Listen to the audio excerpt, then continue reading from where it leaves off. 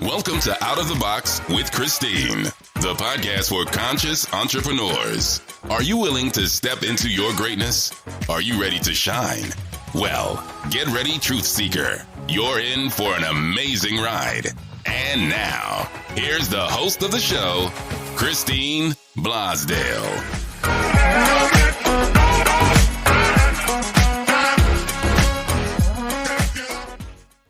Welcome back to Out of the Box with Christine. I am your host, Christine Blosdale, motivational multimedia coach. And today, this week, we're celebrating our 7-year anniversary of Out of the Box with Christine. My guest didn't even know that, but this week marks the 7-year anniversary of Out of the Box with Christine, the podcast for conscious entrepreneurs. And I am super excited to have my guest on today. Her name is Michelle Welch, and she is a highly accomplished human being in so many fields. I don't even know how you have time to do all of this, Michelle, but she is she's an author of many, many books. She's a psychic intuitive business owner of 3 crystal stores in Dallas, Texas. And in addition to that, is an active lawyer practicing criminal and civil law. And if that wasn't enough, she's also a jury selection consultant and grief doula, as well as a mother of 5. And I don't know how you do this, because however you do it, we want it to rub off on us. But welcome to the show, Michelle. Thank you so much for having me. I just realized, so 7 years, we are in a 7-year now, right now. 2023 is a 7-year. So there's some good synchronicity. That means good things for the show. Yeah. 2023, 7 years. It's a very spiritual number, and it's your 7th year. That's great. Yay! Yeah. Interesting. Okay. Yeah. We can continue. Yeah. Well, I feel like this year is going to be very amazing.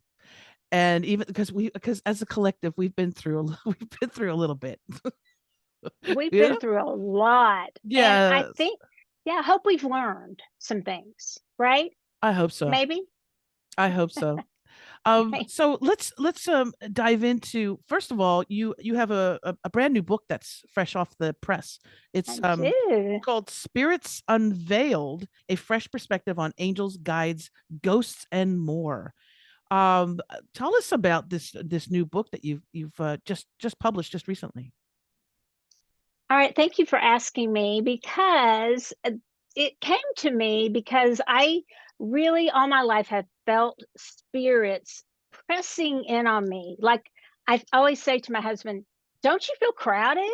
It's like crowded up in here. I mean, like I always just feel crowded by all the spirits, so there's all the humans, but then there's all the spirit beings that I've always felt. So when I decided to write the book, I have this belief that not everyone has to agree with me on. And I always say that, like, just take what you want, put a pin in the rest of it if you want to think about it, and throw the rest out if you just totally disagree with me. That's fine. I'm not here to proselytize and change anybody into what mold them into what I think. But it's been my experience that there is not a veil. So they came up with the name. My publisher they just throw me in the deep end when I say something and I believe it. And they go, well, if you really believe it, we're going to put it on the cover of your book, because that's what you're talking about. So I called it Spirits Unveiled, not to take away from anybody's tradition, like the veil is thinning at a certain time. And that can be very ritualistic for a lot of people. But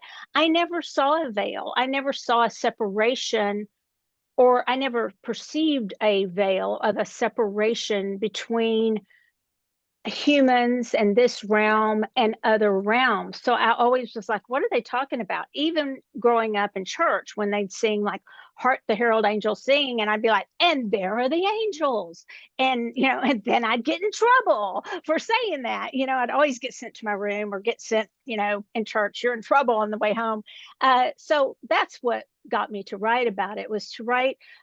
I'm pretty vulnerable in this book. For me, it's a little hard, having already told all my judge friends, all my lawyer friends, and being vulnerable, this is the real me. But the funny thing is, Christine, they all went, Oh, that explains you. Now we get you. Right. My husband, excuse me, my son Tyler told me that when he came out, um, he said all his friends said to him, and he came out and said, told him, I need to tell y'all something, and that he told him he was gay, and they all go, I am so glad you finally just told us, because now we Because understand. we Now we knew. can just Right? we all knew. And so with me, they go, well, we all knew you were looking at something up there when you were picking juries, and you'd look around. And I was like, well, it's a combination of ADHD for me. And yeah, You I'm came seeing out as spirits all over the as a place. psychic intuitive. You came out, which is so I, great. I, I asked my son, I was like, okay, I want to be political. Can I say that? And he's like, oh, you totally came out as a psychic Absolutely. intuitive. I mean, it was all over town. Yeah. So, but it was just interesting because they said that it was the same response, though totally different circumstances. Hear me say that, but same response. Like, finally, you told us. But for me, it was like, finally, we kind of sort of can get you, or now they'll stare at me. What's she going to do now? So, Well, now they're asking yeah, they're asking for your advice. Now they're like coming up to you and saying, constant. got a big thing happening here. Um, Yeah, I constantly. curious. Hmm. Curious. I don't know what your experience was of religion as a child. Mine wasn't so super positive, but in church and having the gifts that you have, as are many people who, as children especially, are very connected to source, right? Uh, Mhm. I wanted to know, can you talk about your experience growing up in a church? And I don't know what type of church it was. Might have been a very progressive church, but how it was having those gifts and being there, and experiencing, that type of religion at a young age. It really is a great question. I know people say that, oh, that's a great question, but it really is, for me, a wonderful question. It hits right to the root of who I am and what I've kind of been through, and how I can help other people in the so-called Bible Belt.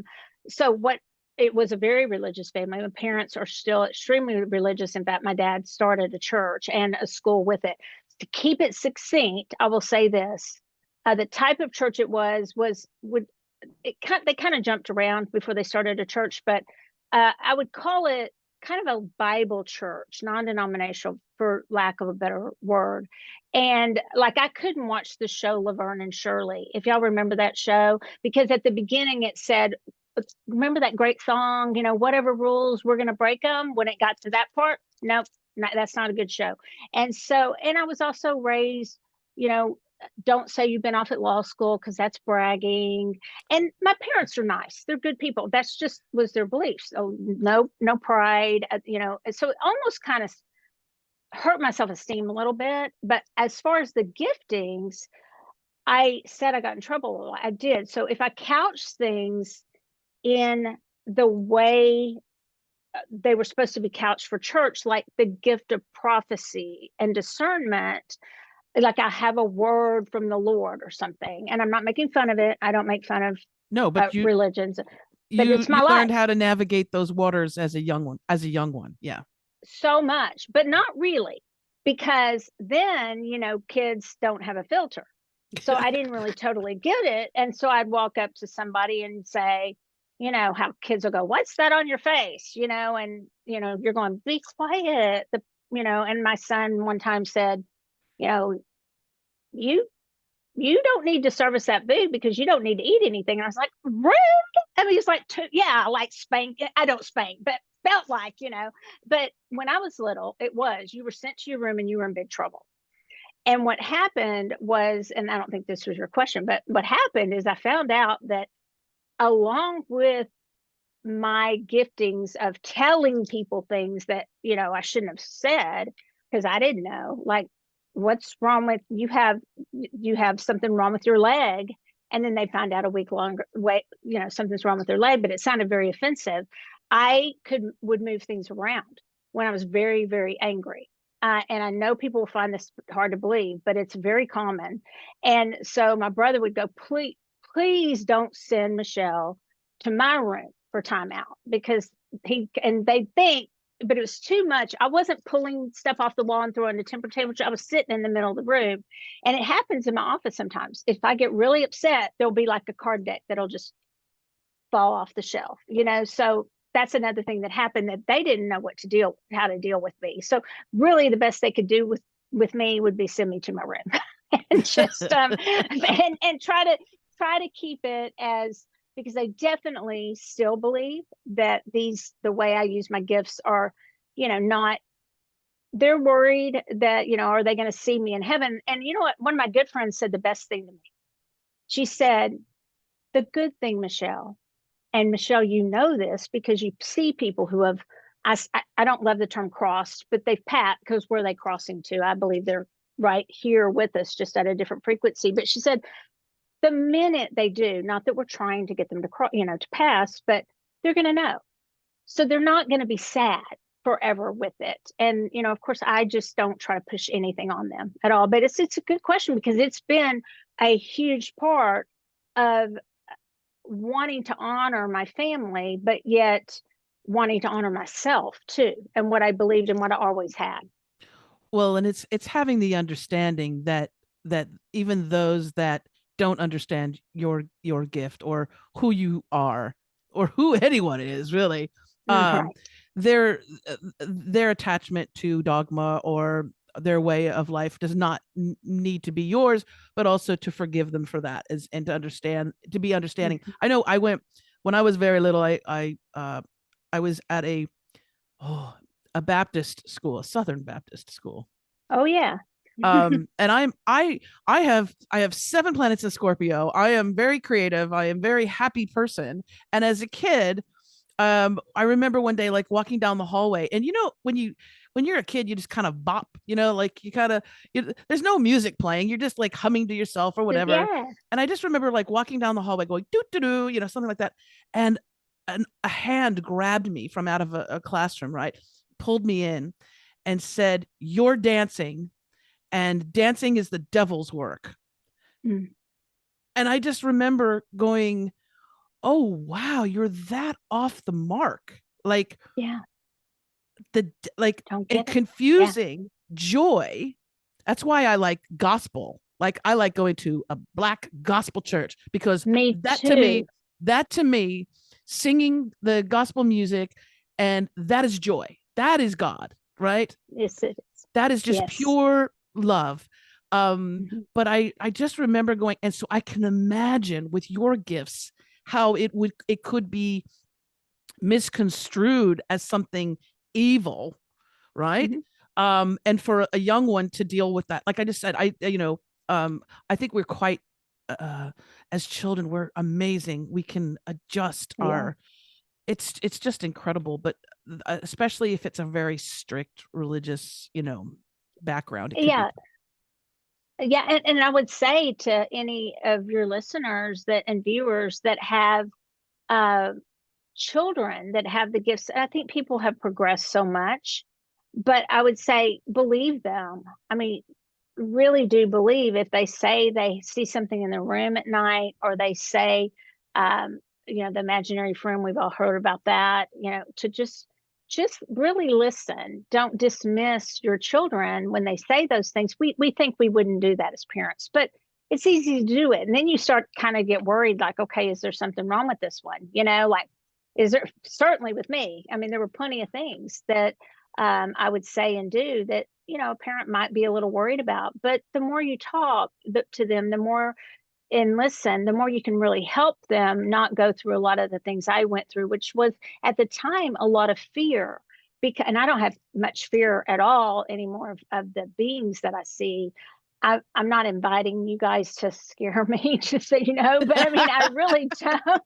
I don't. But, I did growing up. I will be very honest with you. I had a lot of fears because I really didn't have anybody, and they didn't have the tools. But now parents do have tools. I mean, even in my book, especially my first book, The Magical Connection, it explains if your child's an empath and they take on the motions of everybody else, and you're like, just get over it. Well, that's not going to help that child. They need more than that to just get over it, right? Yes. So I think people, and not just parents, aunts, uncles. I had an aunt that helped me immensely. So it's not just the parents, it's that whole community around that child. So I think it's very important to help children that, I don't want to say have what I have, but it's real, and it's very Absolutely. real to that child. Yeah.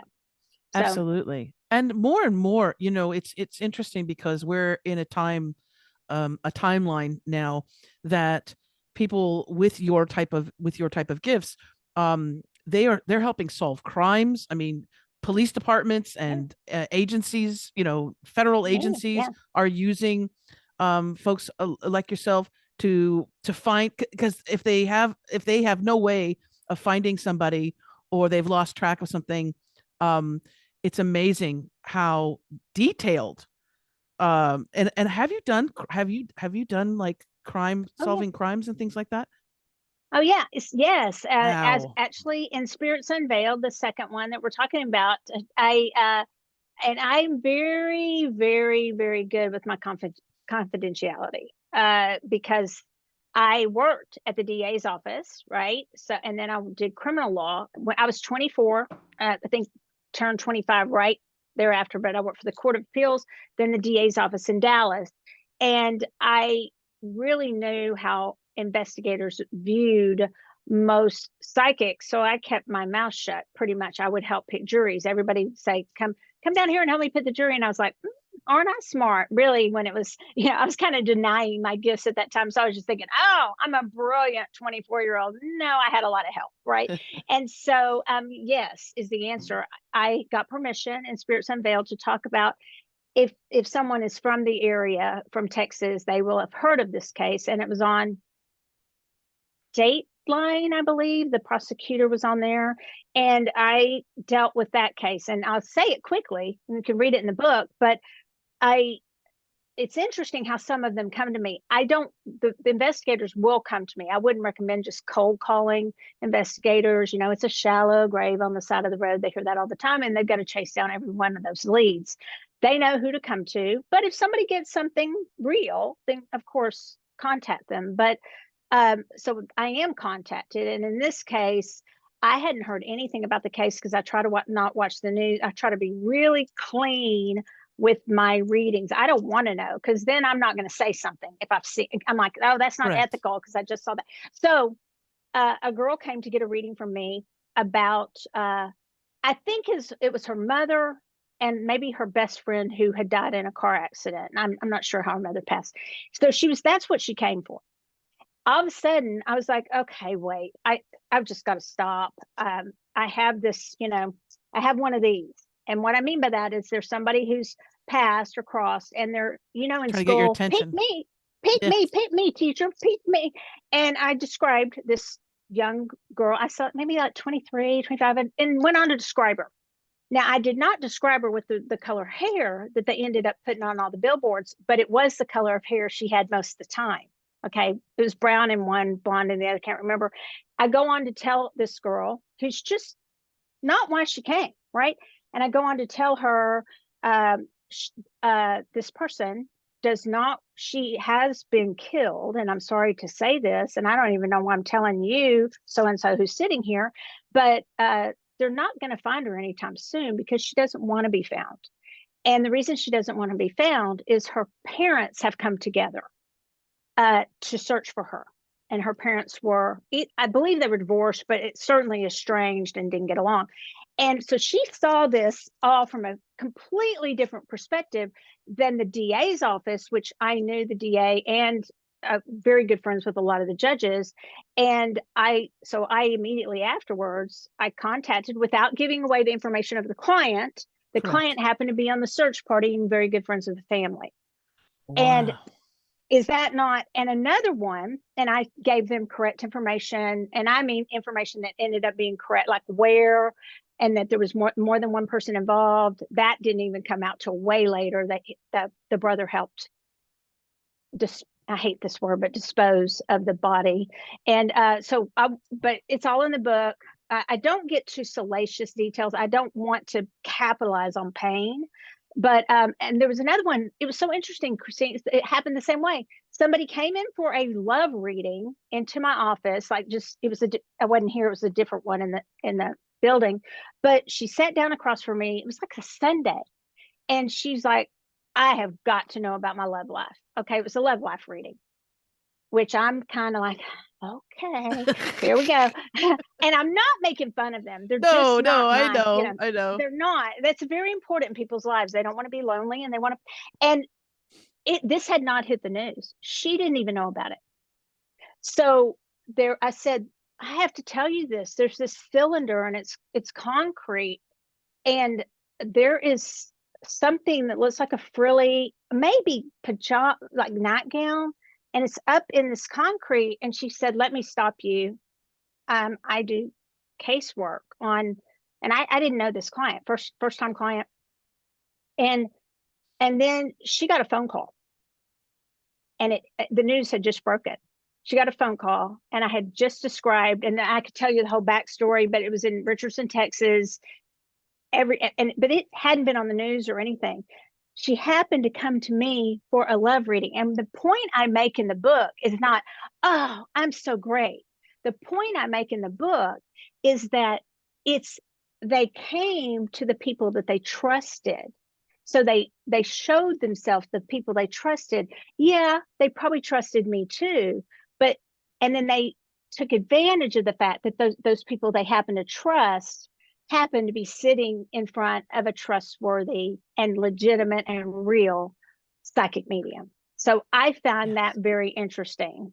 And I know that was a long story, but it was a big deal for me. Yeah. It makes sense, because I know I'm friends with Mitchell Coombs, who's an Australian medium, and he's worked with me on a couple different occasions where I've seen him speaking on stage, and he'll be talking to a mother who's lost her son to suicide, right? And he's talking to her, and he's saying that, your son is he's at peace, he's happy where he is, he loves you, he's saying all these things, and then he goes, oh, he's on stage, he's like, "This woman keeps pestering me." Yes. Okay. He's like, hold on. Let me finish with this grieving mother. Right. Yeah. And then he said to, because we were an audience of like 500 people or something. Right. And he said, "If the name Dottie means anything to anybody, please hold on and tell her I'll be right with her." Right. And as soon as he said that, as soon as he said that, just tears run down my face, because it's my grandmother's name. And nobody in Australia is called Dorothy or Dottie. That's just not right. So as soon as he said that, and it was, and that's what it was. She was pushing her away. She was an Aries. She was like, "I want to talk to Christine. Let me get in there."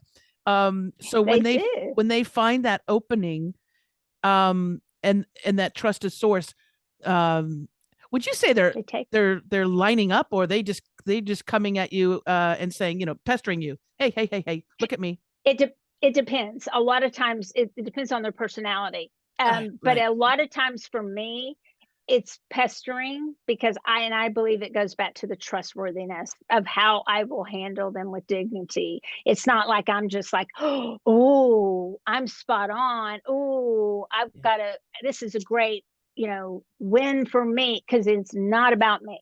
It is about, so I do think they really try to get through, but it also depends on the person. Some of them will be really shy and they'll hang back, but that grandmother who never liked how somebody wore their hair, she'll be, and is she not? Are you not going to change your hair? And I'm like, so people think they have just elevated immediately to almost like angel status, like their ego's just totally gone. But it's not. I'm like, she just can't stand how you wear your hair. And they're like, nothing's changed, right? So, and that's just always a great validation, because I also am very big about, it's harder in what you're talking about in a gallery, which I did one New Year's Eve.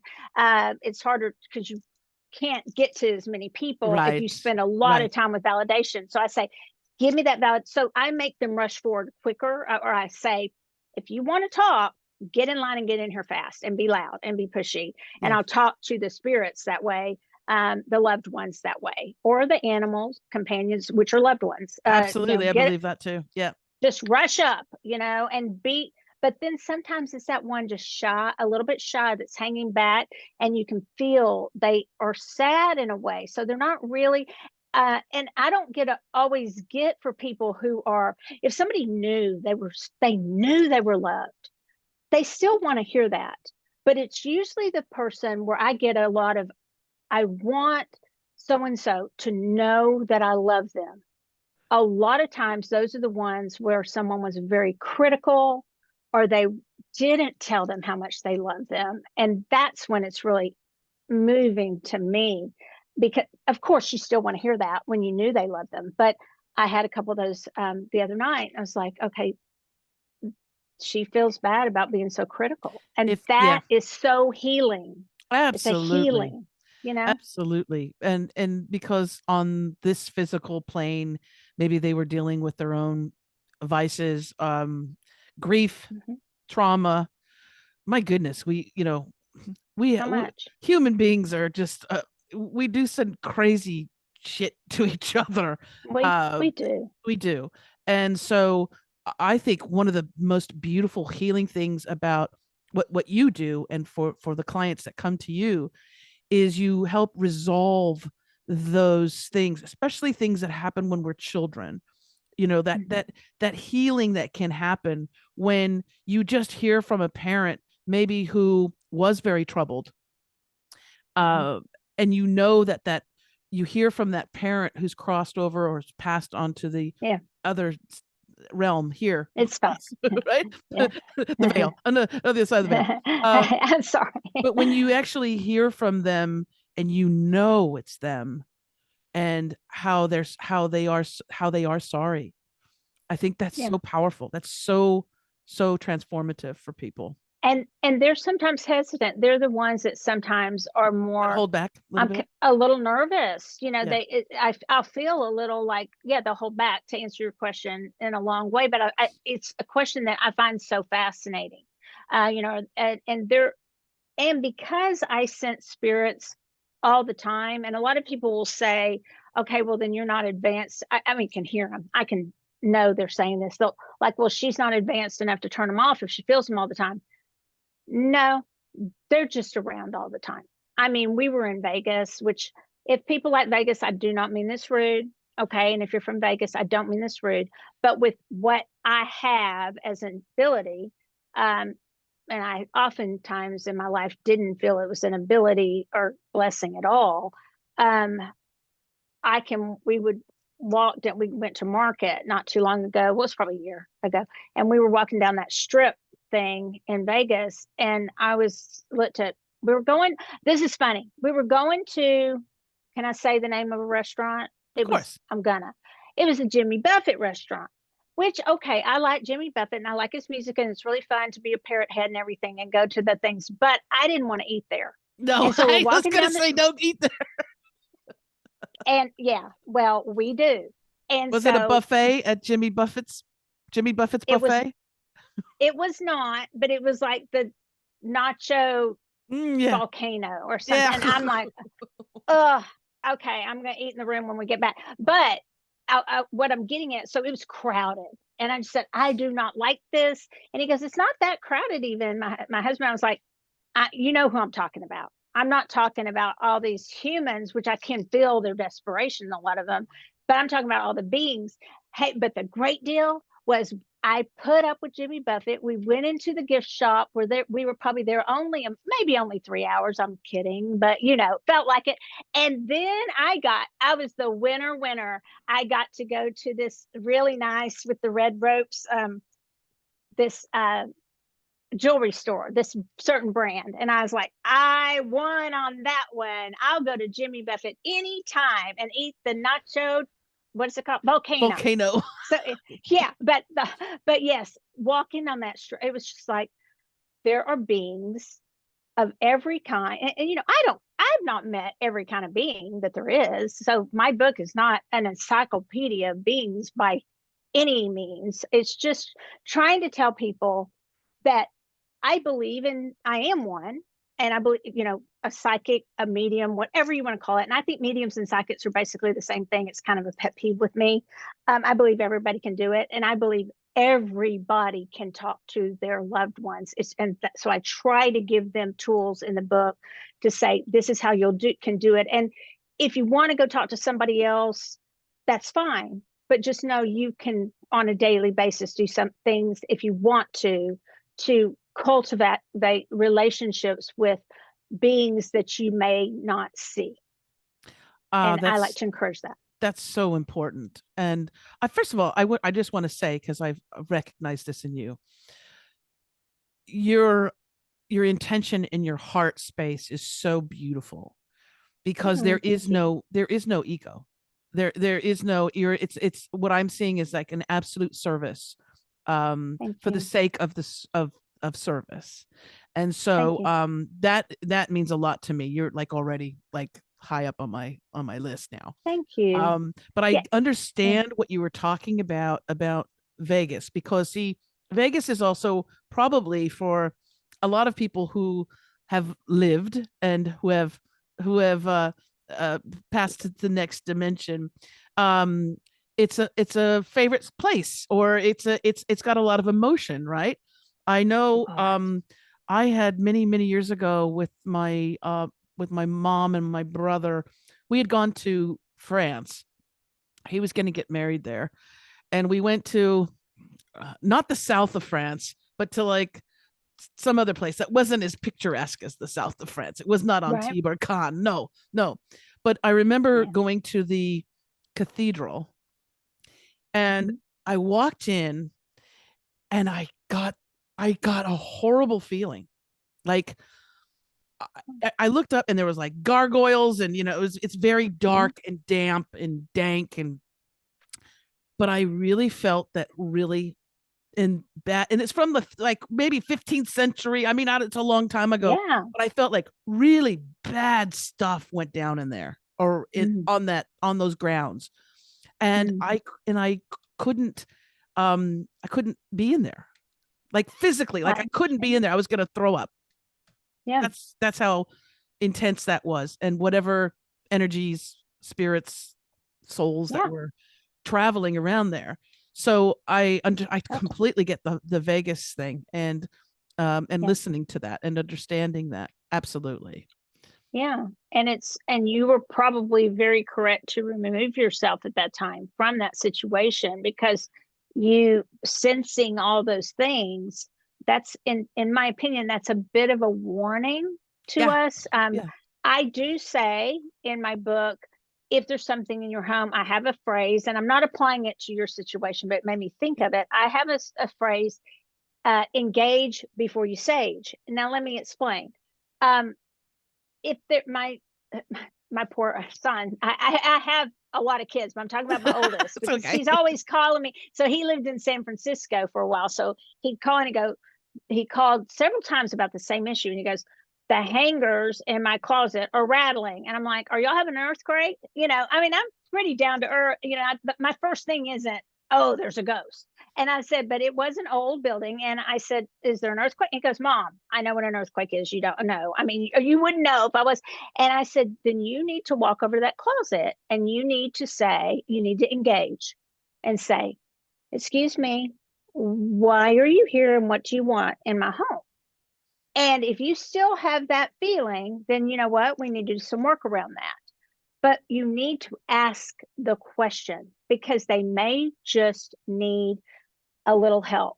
I have a lot of also compassion, not just for humans that are alive and animals, but for the souls that are here and the beings that are here. That's why I'm not very tolerant of ghost hunters that antagonize disincarnates or ghosts. I am very vocal about it. There are some that I would, if we were talking right now and they came on the show, I'd be like, it's nice to meet you, but I don't really approve of what you do. And I'm not being mean. I just am being protective of the spirits that are tormented by some of these. And my husband's a paranormal, quote unquote ghost hunter, but I've said you need to be respectful. And yeah, some of them are really bad actors, right? But at the same time, let's at least ask what they want. And then if it's like malevolent and this is something we don't want to deal with, but back to you, I feel like that is ages. That's ancient energy you're talking about. It could have been something that just happened. We don't know, but I'm feeling like it was probably accumulation of some things that went down there. And you felt that right away. And it's almost like that fight or flight. It's instinct. And instinct is a very strong form of being psychic. We discount instinct as not being on the spectrum, of psychic knowingness, but it is on the spectrum of psychic knowingness. We're given that for a reason. It's for a warning. Get out, right? Yes, instinct and intuition are definitely married. That's why I won't go. I've seen they have like ghost tours, or they'll do tours of prisons, and I won't do those things because, first of all, if an entity or if a soul is trapped in there because crazy stuff happens in prisons, it's not Disneyland, right? No. And a lot of times that's their last place that they were, right, before they crossed over. I don't need to expose myself to that. Even no matter how much I protect myself before I enter that place. But I don't want to go to places that have pain and suffering, massive amounts. Right. I'd rather, go to the beach. I'd rather go somewhere else. Take me with you. Yeah. Yes. It's true. And there's pain in the ocean too, but that we don't quite relate to in the same way.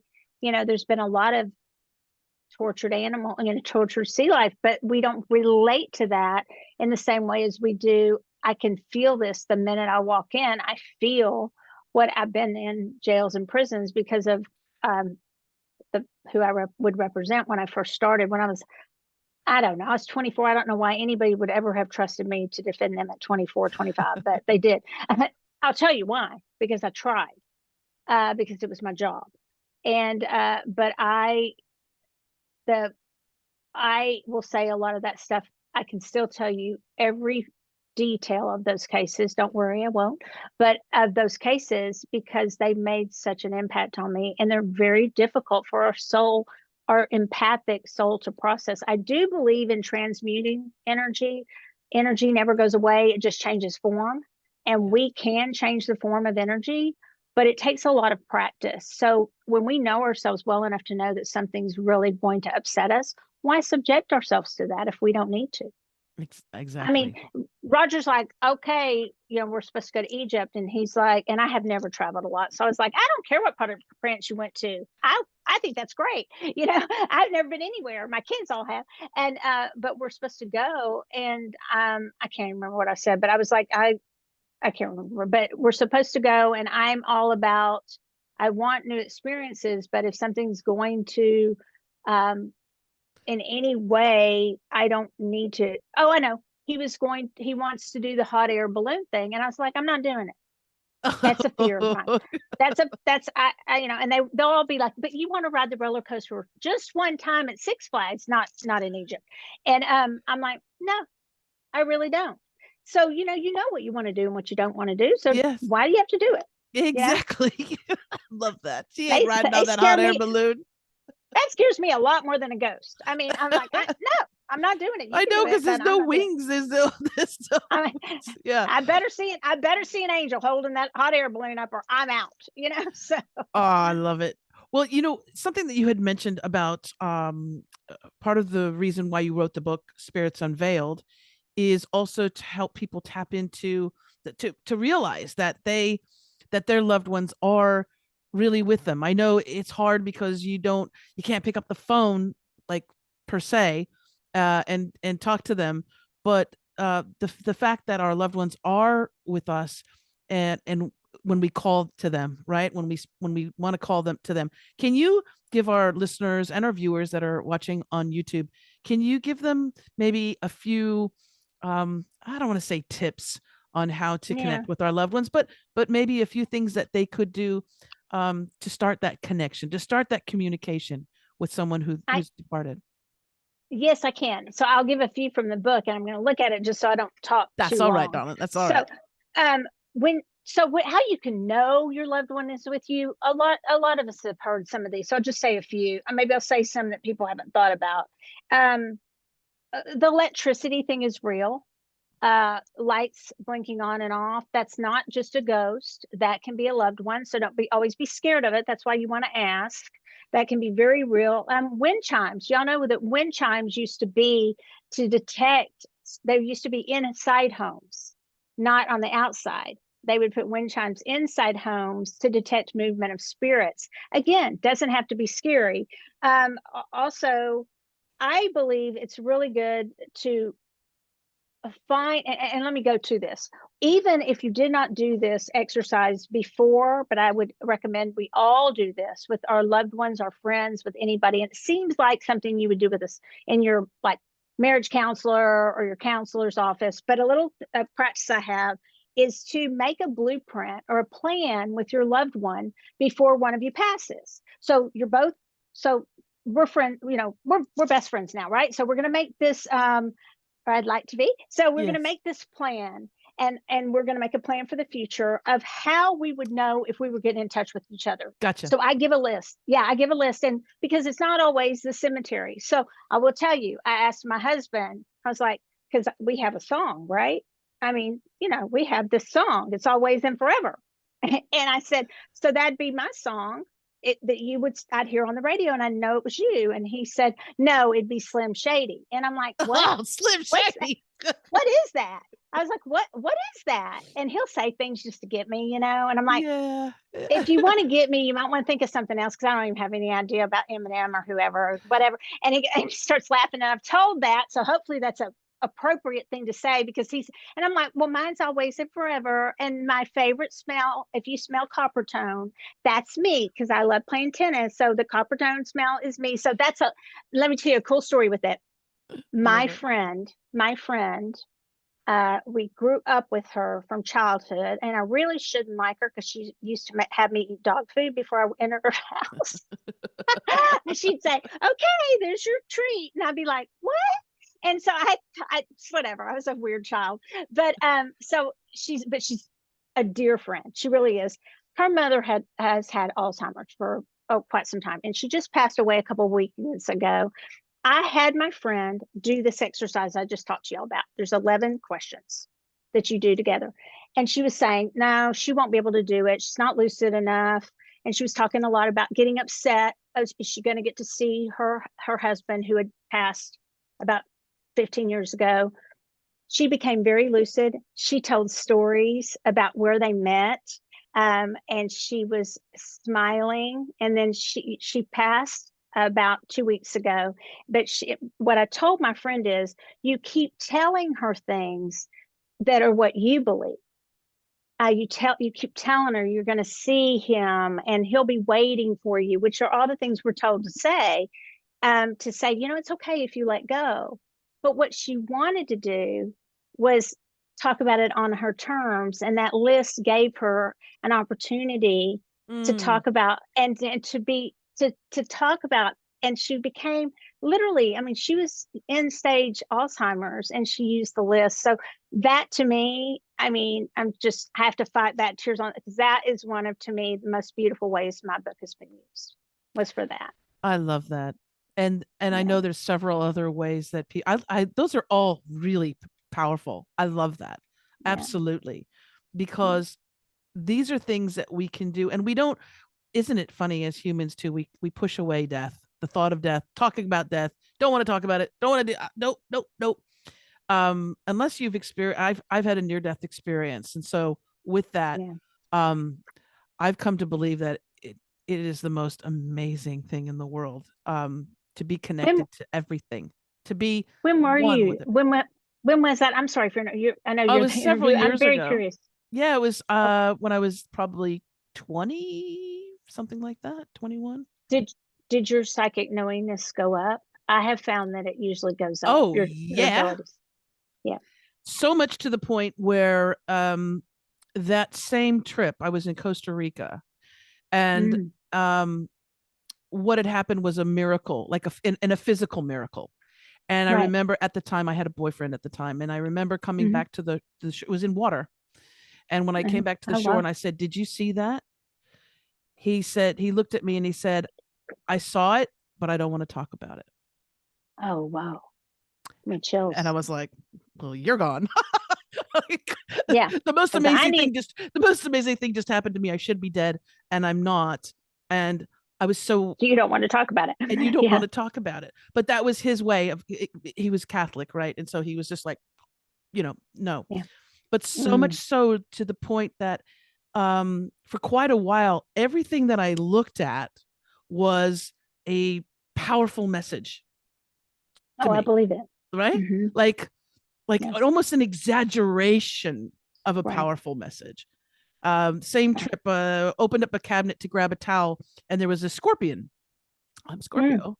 It was a Hmm. little like Yeah. green scorpion, and I went, oh my god, okay, well let's get him outside because he shouldn't be in the closet here with the Right. towels. So I went to get a dustpan, and I was Hmm. gonna try and Yeah. scoop it and take it out. Right, I was terrified still, Yeah. but I was like, yeah. Right. And what happened was that it started throwing its tail, thinking that I Yeah. was attacking, and I was saying, no, no, no, I'm not here to hurt you. I'm here to save you, to help you. And the scorpion kept throwing its tail, and it ended up sticking itself in the stomach. Oh, And man. I watched it, like it convulsed and died. Right. And the major message for me was Yeah. that because I had some insecurities, and it wasn't jealousy, it was just my own insecurity, right? And I Right. said, oh my gosh, I'm going to hurt myself if I keep this, if I continue this type of beating myself up. And here is the universe trying to move me to a different To place, help you. to move me on, and it was Yes. my own self-inflicted wound. So it was amazing. The near-death It's beautiful. experience was so amazing. And I've that feeling is unlike anything I've ever experienced. Mhm. Yeah.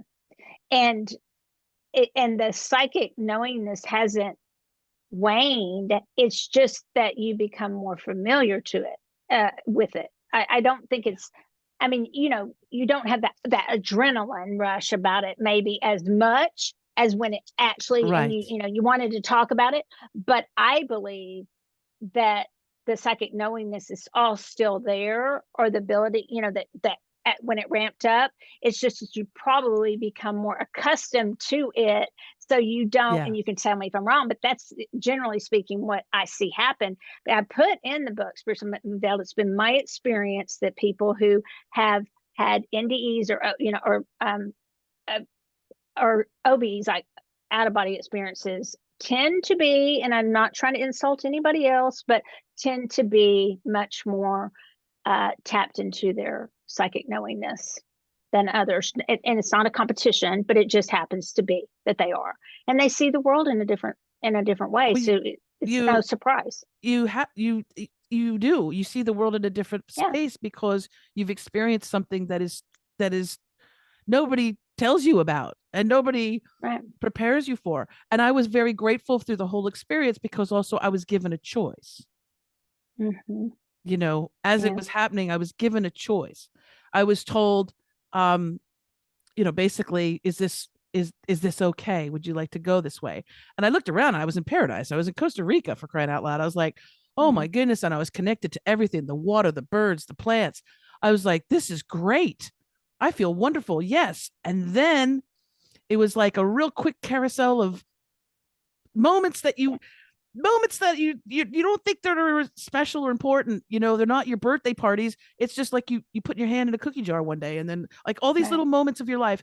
And then it was like, okay, if this is your decision, this is what's going to happen. And um I saw a video in my mind, or my Hmm. soul, of my Hmm. mom seeing the news, seeing what happened to me on the news. And my mother had already lost a child at a very young age who had hit their head in the bathtub and died from complications. And the way that I was going to die was hitting my head, in the rocks in the ocean and drowning and, paralyzed, dead, whatever. Right. And I said, oh no, no, I can't go that way. I cannot go that way, because that will kill her, and not just kill her, but it will destroy her soul. And I said, no, I can't. And they were like, are you sure?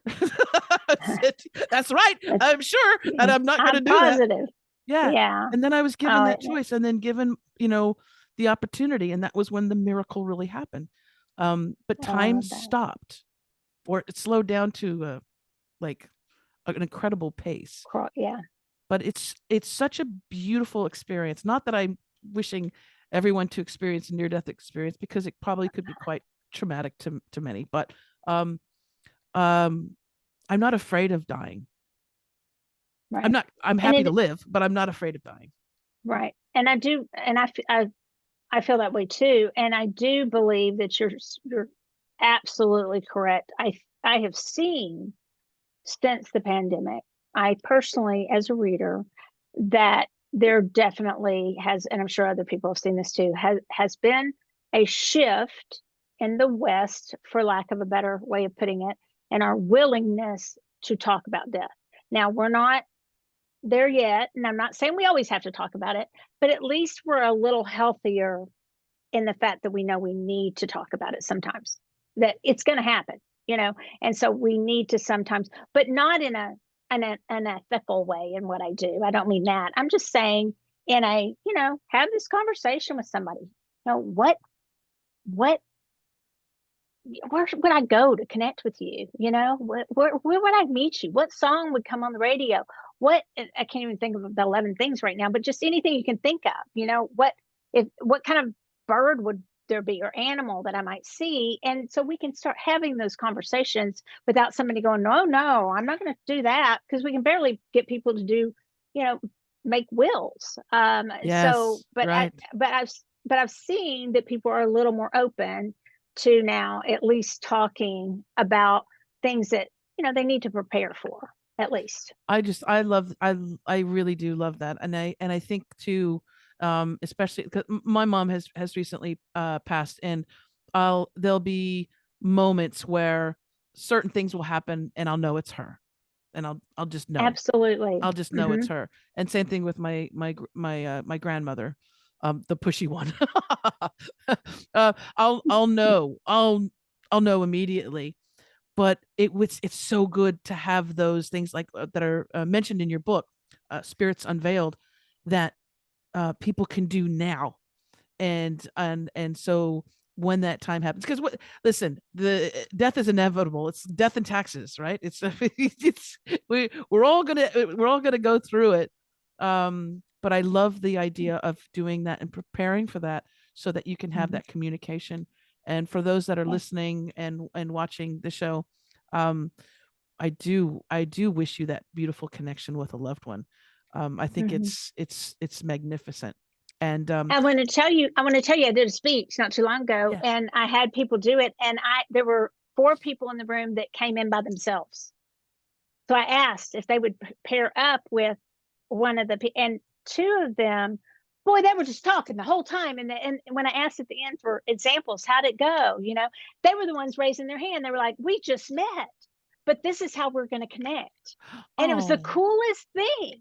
I mean, they were just talking. They just made a friend, and they were literally going, he's going to be out at his boat at the lake, but I'm going to be doing that. And I can go out to his boat. I know where it is. I know where the slip is, and blah, blah. And they were just kept raising their hands. I was like, these people just met. Give somebody that's at least married a chance to go, or that, brother and sister, but they were just into it. And it was so cool to see. And by the way, when I did the grandmother example, I wasn't talking about your hair.